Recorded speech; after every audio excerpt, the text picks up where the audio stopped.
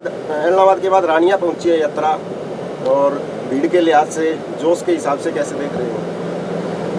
भीड़ जैसे जैसे गर्मी बढ़ रही है वैसे वैसे भीड़ भी बढ़ रही है। भीड़ का तो आप अंदाज़ा इस बात से लगा सकते हो, अभी मंगाड़िया गांव में जा कर के, उससे पहले जो गांव था अपना नानवाना, वहाँ पे भी आपने देखा था कि गांव का बच्चा जो है यात्रा के लिए स्वागत में उमड़ा हुआ था। जिस जगह पे उन्होंने मीटिंग रखी थी वो जगह छोटी पड़ गई, लोग बाहर खड़े थे, महिलाएं दूर दूर खड़ी थी, बच्चे खड़े थे, और इस मंगाड़िया गांव में तो पैर रखने को भी जगह नहीं थी। हर घर की महिला जो थी वो मौजूद थी, छोटे छोटे बच्चे मौजूद थे, बड़े बुजुर्ग सारे आशीर्वाद देने के लिए आए हुए थे, ढोल नगाड़े और पटाखों के साथ स्वागत कर रहे थे। ये बहुत बड़ा एक मैसेज है परिवर्तन का। आज की डेट में कोई भी राजनीतिक व्यक्ति ये नहीं कह सकता कि मैं मेरे ज़िले की सारी सीट जीतता हूँ। मैं बहुत दावे के साथ ये बात कह सकता हूँ, मैं सरसा लोकसभा की 9 विधानसभा की सीट जीतूँगा, और सरसा लोकसभा भी जो हमारा उम्मीदवार होगा वो लाखों के मार्जिन से जीतेगा। बदलाव शुरू हो गया था 24 फरवरी से मेवात से, और मेवात से लेकर के अब तक इस परिवर्तन में बढ़ोतरी होती जा रही है। अभी मिडल में है, बीच में पहुंचे।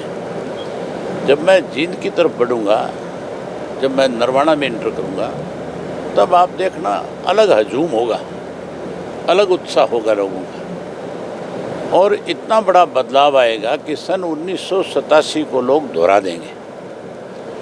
यहाँ इस ज़िले में विशेष रूप से एक चीज़ है, हमारा ज़िला बहुत शांत था, हमारे यहाँ किसको भी दखल नहीं होता था, नशा भी नहीं था, अपराध बहुत कम थे, लोग कमाने खाने वाले थे।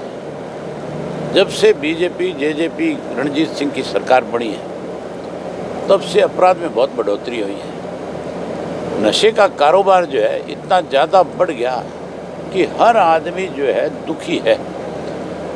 किसी भी घर में आप जाकर के बात करो, हर व्यक्ति कहता है कि नशे ने मार दिए। हमारे बच्चे जो है, जिनसे हम उम्मीद करते थे कि हमारा भविष्य है, इस सरकार में बैठे लोगों ने हमारे भविष्य पे क्वेश्चन मार्क लगा रखा, हमारे भविष्य को ख़त्म कर रहे हैं। रानिया हल्के में खास करके अब की बार जो मैंने देखा है, जितना खुल करके लोग अब बोल रहे हैं, जितना खुल करके अब कह रहे हैं, अब अगर किसी व्यक्ति से पूछो कि नशे का कारोबार कौन करवा रहा है, सीधा सीधा नाम लेते हैं। एक सुच्चा सिंह नाम का नकोड़े का सरदार है, उसका, जो चौधरी रणजीत सिंह का सबसे ज़्यादा चहेता व्यक्ति है। रणजीत सिंह बिना सुच्चा सिंह के बिना रानिया विधानसभा क्षेत्र के किसी गांव में नहीं जाता, उसको साथ रखते हैं। अब उस सुच्चा सिंह ने आगे अपने कारिंदे छोड़ दिए गांव गांव में, और अगर कोई व्यक्ति इसका विरोध करता है तो चौधरी रणजीत सिंह एसएचओ को फ़ोन करते हैं, कहते हैं जाओ उसके खिलाफ कार्रवाई करो। बिजली मंत्री नहीं, थाने का मंत्री बन करके रह गया। अब मैंने बहुत खुल करके लोगों से कहा है कि आप डट करके इस चीज़ का विरोध करो।